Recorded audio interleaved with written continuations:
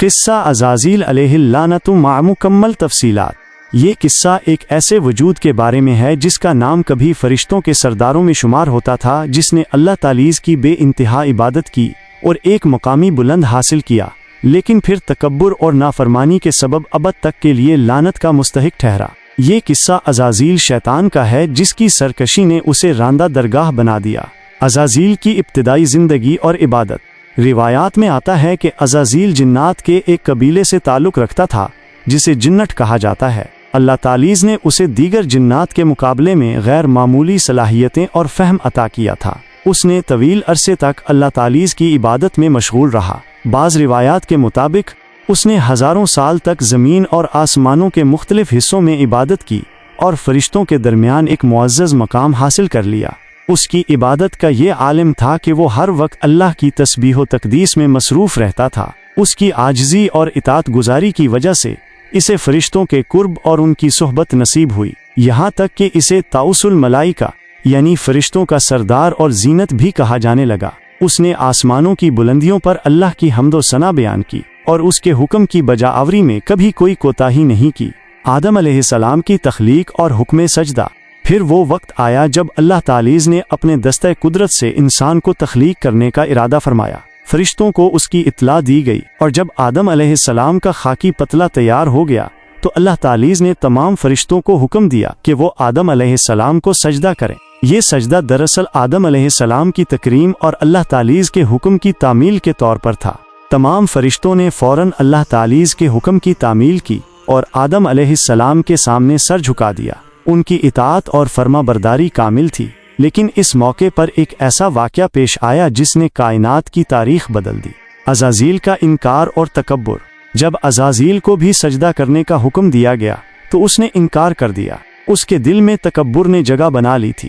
اس نے اپنے آپ کو آدم علیہ السلام سے افضل سمجھا جس کی تخلیق مٹی سے ہوئی تھی، جبکہ وہ خود آگ سے پیدا کیا گیا تھا۔ اس نے اپنی تخلیق کی برتری کا دعویٰ کیا اور اللہ تعالی کے حکم کو رد کر دیا۔ اس کا یہ انکار محض ایک حکم عدولی نہیں تھا، بلکہ یہ اللہ تعالی کی حکمت اور اس کے فیصلے پر اعتراض تھا۔ اس نے خالق کے سامنے مخلوق کی فضیلت جتانے کی کوشش کی اور اپنی عبادت اور طویل ریاضت کو اپنی برتری کا جواز بنایا۔ اللہ تعالی کا سوال اور عزازیل کا جواب۔ اللہ تعالی نے عزازیل سے اس کی نافرمانی کا سبب پوچھا۔ اے ابلیس، تجھے کس چیز نے سجدہ کرنے سے روکا جبکہ میں نے تجھے حکم دیا تھا؟ سورۃ الاعراف 12۔ عزازیل نے تکبر سے جواب دیا، میں اس سے بہتر ہوں، تو نے مجھے آگ سے پیدا کیا اور اسے مٹی سے پیدا کیا ہے۔ سورۃ الاعراف 12۔ اس جواب میں سرکشی، تکبر اور حکم عدولی واضح تھی۔ اس نے اللہ تعالی کے حکم کو ماننے کی بجائے اپنی ذاتی رائے اور قیاس کو ترجیح دی۔ اس نے اپنی تخلیق کو آدم علیہ السلام کی تخلیق سے بہتر قرار دیا، حالانکہ حقیقت یہ ہے کہ اللہ تعالی کی نظر میں فضیلت کا معیار تقویض اور اطاعت ہے۔ عزازیل پر لعنت اور جنت سے اخراج۔ عزازیل کی اس نافرمانی اور تکبر کے نتیجے میں اللہ تعالی نے اس پر لعنت فرمائی اور اسے جنت سے نکال دیا۔ اس کا وہ بلند مقام اور عزت جو اس نے اپنی طویل عبادت کے ذریعے حاصل کی تھی، ایک لمحے کی سرکشی کی وجہ سے چھن گئی۔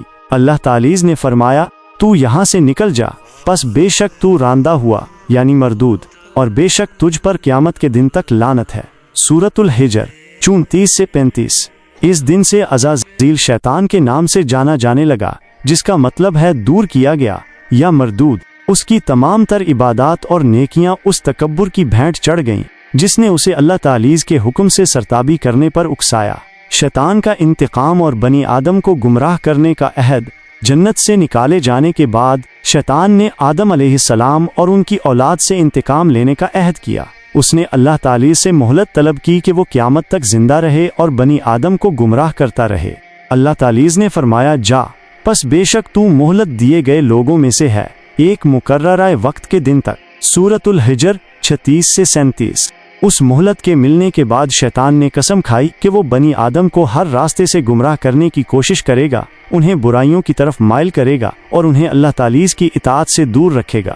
شیطان نے کہا، تو مجھے مہلت دے اس دن تک جب یہ دوبارہ اٹھائے جائیں گے، میں ضرور ان کے لیے تیرے سیدھے راستے پر بیٹھوں گا، پھر میں ضرور ان کے پاس آؤں گا، ان کے آگے سے اور ان کے پیچھے سے اور ان کے دائیں سے اور ان کے بائیں سے، اور تو ان میں سے اکثر کو شکر گزار نہیں پائے گا۔ सूरतुल आराफ 14 से 17। शैतान की गुमराही के तरीके। शैतान बनी आदम को गुमराह करने के लिए मुख्तलिफ हरबे इस्तेमाल करता है। वो वसवसे डालता है, बुराई को खूबसूरत बनाकर पेश करता है, झूठी उम्मीदें दिलाता है और दुनिया की लज्जतों में फंसाकर आखिरत से गाफिल कर देता है। वो हसद, बुग़्ज़, तकब्बुर और दीगर बुराइयों के जरिए इंसानों के दिलों में नफूज करता है और उन्हें अल्लाह तालीज़ के अहकामात से दूर ले जाता है। बनी आदम का इम्तिहान और हिफाजत के तरीके। बनी आदम के लिए ये एक सख्त इम्तिहान है कि वो शैतान के वसवसों से कैसे महफूज रहें और अल्लाह तालीज़ की इताअत पर कैसे कायम रहें। अल्लाह तालीज़ ने अपने बंदों को शैतान के शर से बचने के लिए वाज़ेह हिदायत दी हैं। कुरान मजीद और सुन्नत नबवी सल्लल्लाहु अलैहि वसल्लम में इससे पनाह मांगने और इसके मकरो फरेब से बचने के तरीके बताए गए हैं। इंसान को चाहिए कि वो अल्लाह तालीज़ से दुआ करे कि वो उसे शैतान के वसवसों से महफूज रखे, बुराइयों से बचाए और नेकी पर साबित कदम रखे। ज़िक्रुज़्ज़ही, तिलावत कुरान, सदका व खैरात और नेक लोगों की सोहबत शैतान के शर से बचने के अहम ज़राए हैं। नतीजा। किस्सा अज़ाज़ील अलैहिल्लाना एक इबरतनाक दास्तान है। ये हमें बताता है कि तकब्बुर और नाफरमानी किस तरह एक बुलंद मुकाम रखने वाले को भी ज़लील व ख़ार कर सकती है। ये किस्सा हमें ये सबक भी देता है कि हमें हर हाल में अल्लाह तालीज़ के हुक्म की तामील करनी चाहिए और कभी भी अपनी इबादत या किसी और चीज़ पर गुरूर नहीं करना चाहिए।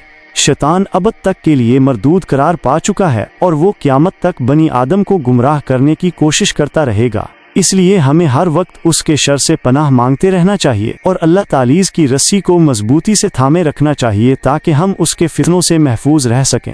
ये किस्सा हमें आजिज़ी, इताअत और अल्लाह तालीज़ पर तवक्कुल करने की अहमियत को भी उजागर करता है।